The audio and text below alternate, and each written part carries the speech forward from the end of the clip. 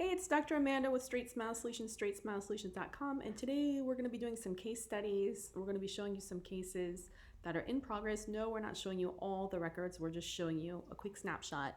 We're going to teach you the same way that orthodontists learn in residency, where we tackle a problem, find a problem, and brainstorm ways to correct it, right?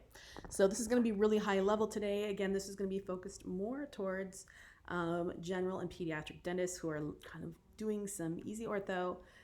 These are slightly harder cases, so I just kind of want to get your neurons firing and help you think of new ways to do things. So for example, let's talk about this case. Let's talk about number 7 or 2-2 or upper right 2 or whatever you would call this tooth right here. How are we going to bring this tooth forward? Well, first of all, yes, I realize the bite's a little bit off and other things. So generally for me, the question a lot of times comes up when I work with clients one-on-one.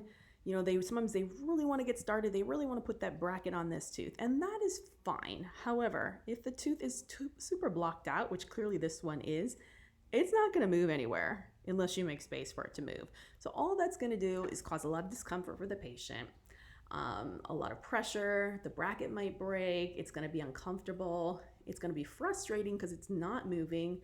And it's just probably a waste of everyone's time. So my suggestion is to first make the space and then put the bracket on and bring that tooth forward. So how are we going to make the space?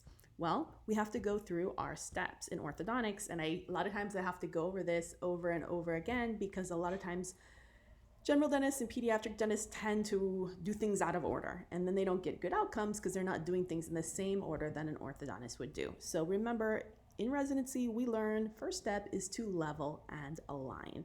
We're doing that in round, easy wires, which we are in right here. This is definitely a round wire. It's probably a 16 niti or a 14 niti. It's a starter wire.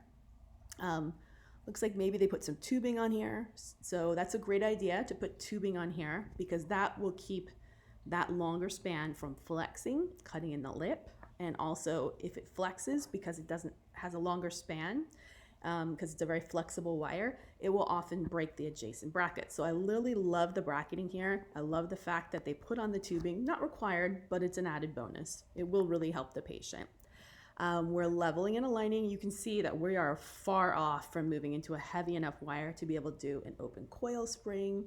Sure, you could do IPR, but it's not usually something I like to rush into unless I need to do it, because you don't want to just haphazardly be doing IPR because the teeth aren't going to fit together later. Something like Invisalign, where they're actually measuring all the teeth and they're finding out that you need IPR for a certain reason, well, then that makes sense. But in braces, you don't really have that luxury. You're just going by eyeballing it, right? So we're leveling and aligning here. We've clearly got months more to go before we're going to be ready for an open coil spring.